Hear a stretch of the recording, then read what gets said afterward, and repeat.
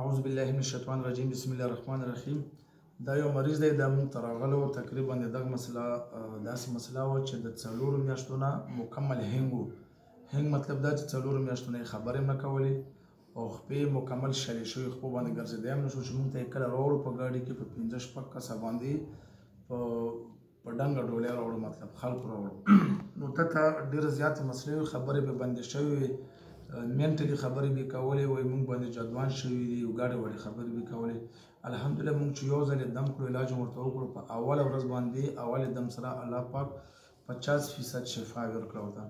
دویم ځل چې دم کړو تقریبا 30% الله شفا ورکړه. چې دریم ځل دم کړو الحمدلله دا کس تاسو مخکې چې د الله پاک بالکل ټیک ټاک کړو، کالج به ویلو، سبق به ویلو او مکمل د هر څه نه وتلو. دا یو ورور دی، دا به تاسو ته د بیان وکړي چې مطلب دلته څه مسله وه. تاسو ورته تاسو دې چې کوم دی زما ورور دی مشر، دا سبحان نوم دی، دا ګندا یونیورسټۍ کې ټایم کیپر دی. دې چې کوم دی یو 4-5 میاشتې مخکې خراب و، نو کله به ګډې وډې خبرې کو، کله ویل زه ځان مړ کوم، کله به ویل چې کوم دی جادو را باندې شوی دی. په حساب کتاب یې نه پوهېدو پیریانو څه شي، خو غریب یې ډېر زیات خراب کړی و.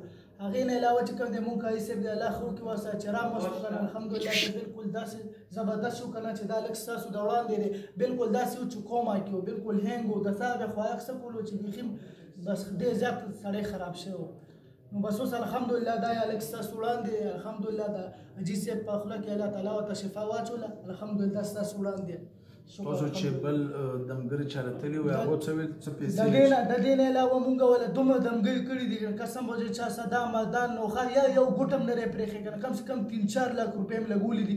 چا 25,000 شي، چا 10,000 5,000، چا به ویل چې یا دا منټالان شوي دي چې تاسو په دمونو ګرځوئ و یا تاسو په هسپتالونو نو په هسپتالونو باندې شفیق ډاکټر له د دې نه علاوه مې افتخار حسین چې کوم سیکرټري دي دومره ډبګوي ګارډن هر څه پرې ستړي کړي که نه، خو چې کوم دی بس یو چې کوم دی واحد دی دغه کې شفا وه. نو هلته چې کوم دی فیک و، بیخي 2 نمبري وه چې چا ته هېڅ قسمه مسلې دله راځئ بس الله به م انشاءالله چې ښه کوي، فضل د خدای.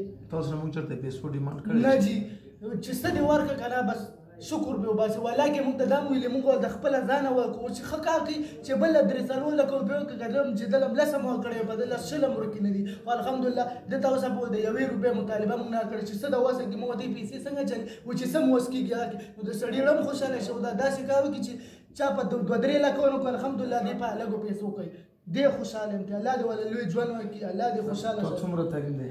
ما 12 کم بیکام مسلم کالج نه کړی ډیکام.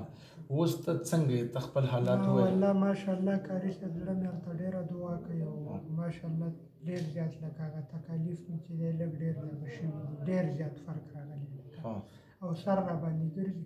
بس هغه به انشاءالله تعالی انشاءالله. پہچان خو یې صحیح دی که نه چې دا مې ورور دی، دا مې ښځه، دا مې پلار دی؟ اوس خوښ که خپله تللی و رډي بالکل صحیح شو.